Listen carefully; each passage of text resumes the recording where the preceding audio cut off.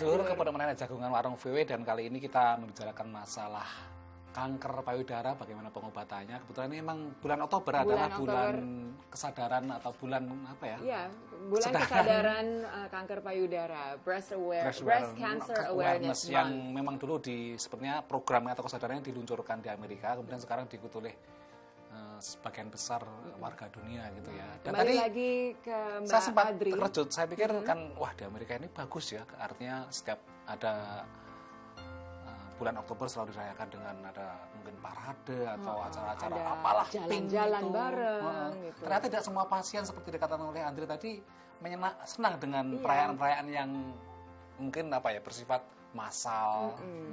Dan itu satu segi yang selama ini tidak terlihat gitu.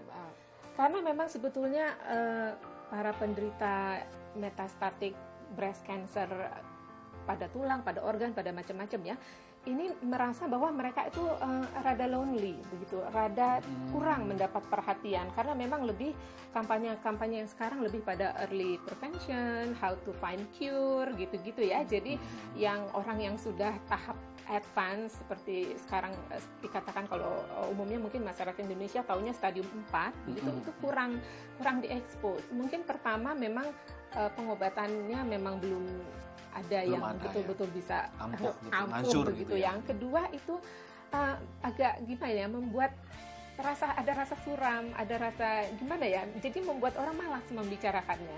Putus asa atau begitu, ada rasa-rasa seperti itu. Dan tidak juga mau menularkan kepada penderita kanker tahap dini mengenai kesuraman yang akan mereka hadapi ke depan begitu. Jadi kan memang ya enggak heran begitu ya kenapa ini kurang diangkat isu. Padahal penting ya, saya rasa untuk mengangkat kesuraman atau yang namanya loneliness itu, kesendirian yang dialami. Karena kalau memang ada support group yang bisa menjadi tempat curhat gitu, mungkin yang namanya loneliness itu akan berkurang. Iya, betul. Ini kalau di Amerika ada satu hari di bulan Oktober ini yang juga akan dijadikan hari awareness begitu ya. Jadi namanya Metastatic Breast Cancer Awareness Day pada tanggal 13 Oktober.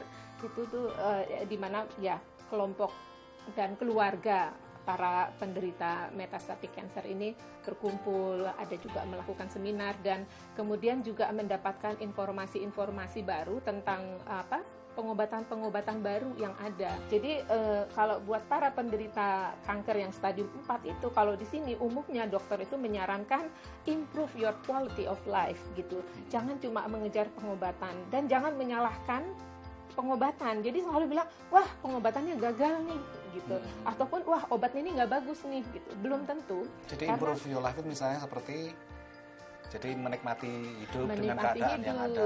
Iya, betul. Jadi cara pandang hidup ya. Yang diubah itu bagaimana kita memandang hidup, bagaimana cara kita menjalani kehidupan. Karena kalau dipikir-pikir, kalau hanya mengejar pengobatan dan mengharapkan misalnya perusahaan farmasi, pemerintah dan lain-lain untuk menyediakan obat, lah kalau obatnya nggak ada nanti bisa frustrasi ya. Kamu frustrasi. Jadi kalau dokter saya paling senang sekali.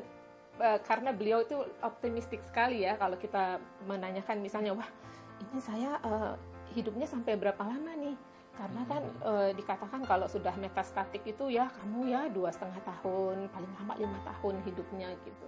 Jadi dia langsung bilang, lah kalau saya besok ditabrak kereta api katanya, kamu lebih panjang hidupnya dari saya. Jadi kita harus melihat semacam itu kehidupan, karena semua orang kan akan ke sana ya. Betul. Cuma siapa duluan, siapa belakangan aja. Satu hal juga mungkin ini nasihat nih buat teman-teman ataupun sanak famili penderita kanker, bahwa sebetulnya apa yang mereka rasakan itu jangan kalau istilah di sini jangan judgmental gitu. Kadang-kadang ada orang merasa, wah kamu sih pola hidupnya nggak bener, pantas kamu kena kanker gitu. Terus ada yang merasa, oh ngasih nasihat nih yang paling nyebelin, oh ada ini loh daun sirsak loh, nanti kamu sembuh pakai daun sirsak. Kemudian juga ada yang ada yang mengatakan, oh ini karena kamu kebanyakan minum susu sama keju karena di Amerika. Ya, jadi kadang-kadang hal yang semacam itu nggak perlu diungkapkan. Ya. Yang mereka hanya perlu Anda mendengarkan, kemudian juga ya memberikan dukungan doa, begitu kan, memberikan kata-kata simpatik. Jadi nggak perlu nasihat. Iya, ya, pasien kanker itu sudah ada tahap-tahap perawatannya begitu ya, Adria. Apakah itu di Amerika ataupun di Indonesia? Hanya bedanya kalau di Amerika emang lebih fasilitasnya lebih maju, lebih akses maju. kesehatan juga lebih bagus dibanding dengan di Indonesia gitu ya. Ini ngobrolnya akan kita parkir dulu dan nanti kita lanjutkan dengan segmen berikutnya, pemirsa.